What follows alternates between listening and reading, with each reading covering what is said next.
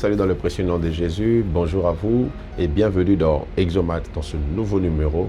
Et nous bénissons Dieu pour la grâce qu'il nous accorde de pouvoir interagir ou soit parler avec vous de sa part. Et nous bénissons Dieu pour vous tous qui êtes fidèles à ce programme.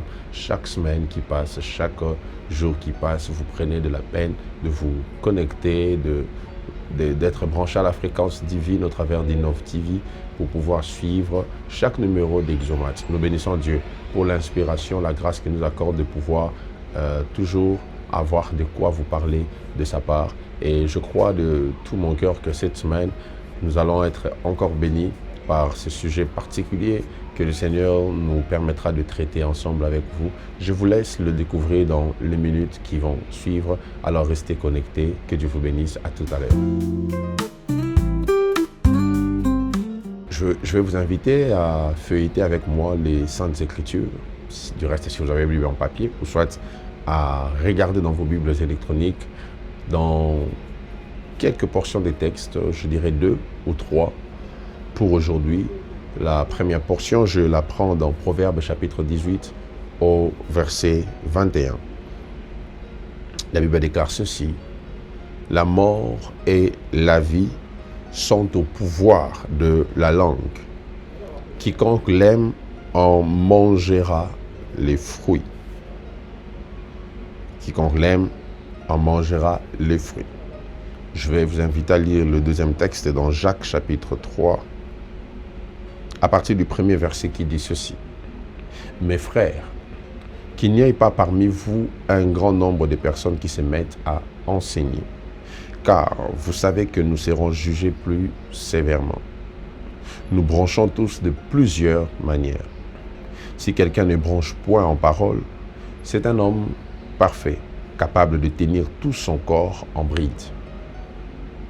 Si nous mettons le morse dans la bouche des chevaux pour qu'ils nous obéissent, nous dirigeons aussi leur corps tout entier. Voici, même les navires qui sont si grands et que poussent des vents impétueux sont dirigés par un très petit gouvernail, au gré du pilote. De même, la langue est un petit membre, et elle se vante des grandes choses. Voici, comme un petit feu peut embraser une grande forêt. La langue aussi est un feu. C'est le monde de l'iniquité. La langue est placée parmi nos membres, suyant tout le corps et enflammant le cours de la vie, étant elle-même enflammée par la géhenne. Toutes les espèces de bêtes et d'oiseaux, des reptiles et d'animaux marins sont domptés et ont été domptés par la nature elle-même. Mais la langue, aucun homme ne peut la dompter.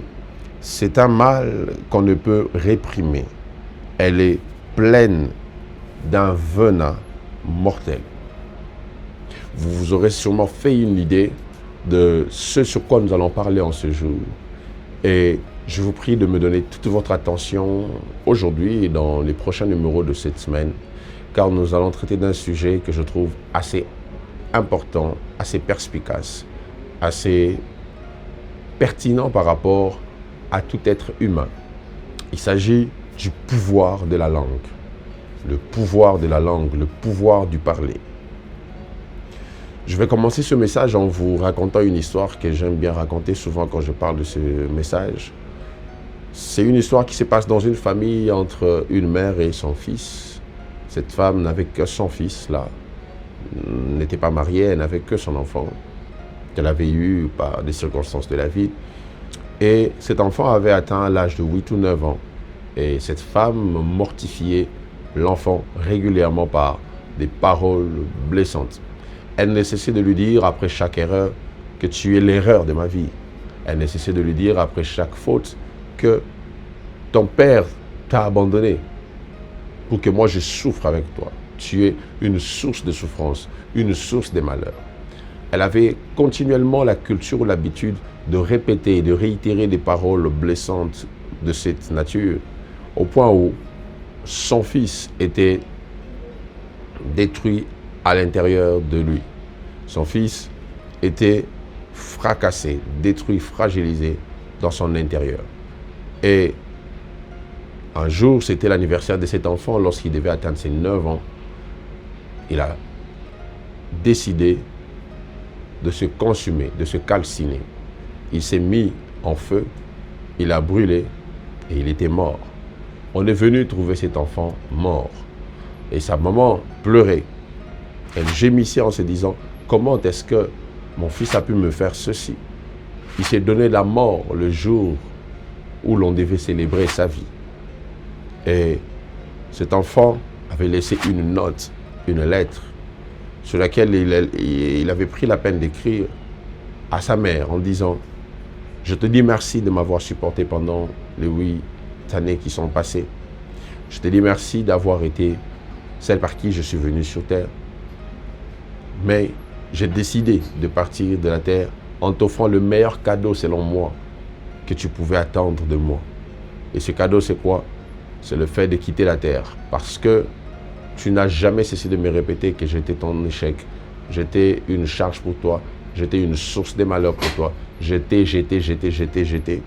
Et je me suis dit, pour quelqu'un qui est une source de malheur, pour quelqu'un qui est une source de tristesse, une source de regret, quel est le meilleur cadeau à offrir à la personne qui regrette à notre sujet? C'est de disparaître totalement. Raison pour laquelle je me suis donné la mort. Et cette femme ne savait pas comment verser encore ses larmes. Parce qu'elle venait de se rendre compte que par ses propres propos, elle avait assassiné la vie de son enfant. Elle avait tué, par ses mots, l'enfant que Dieu lui avait donné. Le pouvoir de la langue. Ce que vous dites peut apporter la vie, tout comme apporter la mort. Et la Bible dit dans le texte que nous avons lu en premier, la mort et la vie sont au pouvoir de la langue. Je vais commenter cela après. Mais permettez-moi de vous mettre un peu dans le bain du texte que nous venons de lire en finissant la lecture dans Jacques chapitre 3. On est en train de voir là que l'apôtre Jacques est en train de mettre un accent. C'est l'idée principale ou générale que l'apôtre Jacques aborde dans le livre de Jacques ici. L'idée principale qu'il a en abordant cet épître, c'est de parler des œuvres. Il met de l'emphase sur ce qui concerne la pratique des œuvres de la foi. Et en mettant accent à cela, il se met à mettre un accent, ou soit à créer ce bémol, parlant sur la maîtrise ou le contrôle de la langue, tout en interdisant premièrement à ceux qui enseignent d'être nombreux. Parce que il dit, nous serons sévèrement jugés en fonction de ce que nous disons. Il dit qu'il n'y ait pas parmi vous beaucoup de personnes qui enseignent. Et d'autres versions disent même qu'il n'y ait pas beaucoup de maîtres parmi vous. Pourquoi? Parce que normalement, ceux qui peuvent être des transmetteurs des leçons doivent être d'abord maîtres de leur propre bouche. Donc, vous n'êtes pas maître capable de parler aux autres si vous n'avez pas encore pris de l'ascendance, de la maîtrise, la capacité à maîtriser votre langue. Tant que vous êtes encore loquace, tant que vous êtes assez bavard, vous n'êtes pas encore la personne qu'il faut pour être donneur de leçons. Ou soit, vous n'êtes pas celui qui peut transmettre ou vectoriser des leçons à d'autres. Donc, le point de départ pour avoir de l'influence sur les autres, c'est d'abord d'avoir la maîtrise de sa propre langue. Car celui qui ne maîtrise pas sa langue ne peut pas avoir la maîtrise de pouvoir enseigner les autres. Celui qui n'a pas la maîtrise de sa langue ne peut pas être maître des autres. Car celui qui ne se maîtrise pas n'a pas le droit de maîtriser les autres. Et qu'est-ce qui prouve qu'un homme se maîtrise? C'est sa capacité à contrôler sa propre langue. Et toujours dans cet ordre d'idées, l'apôtre Jacques va plus loin. Il parle des images. Il met 2 types d'images pour nous aider à comprendre de quoi il a voulu parler, tout en parlant de la nécessité à maîtriser sa langue ou à la contrôler. Il parle premièrement du cheval. Il dit lorsqu'on met le morse sur un cheval, alors là, on peut le contrôler et diriger tout son corps. Aussi grand qu'est le cheval, aussi grand qu'est cet animal, il suffit de mettre le morse au niveau de sa gueule pour contrôler tout son corps. Donc, on peut faire du corps de cheval ce que l'on veut, une fois qu'on a la maîtrise de sa gueule. En d'autres termes encore, tant qu'on n'a pas dompté la gueule du cheval, on ne peut pas dompter les mouvements du cheval. C'est comme ça, si vous voyez même dans des images et autres, vous vous rendrez compte qu'il est impossible de diriger un cheval sans avoir dompté sa gueule. Un cheval dont la gueule n'est pas domptée se met toujours en agitation. Il s'élève, il s'agite. Mais une fois que vous mettez le morse, le cheval se calme, il comprend qu'il est censé être dirigé. Donc, aussi grand qu'est le cheval, il suffit de pouvoir le contrôler par la bouche pour contrôler tout son corps.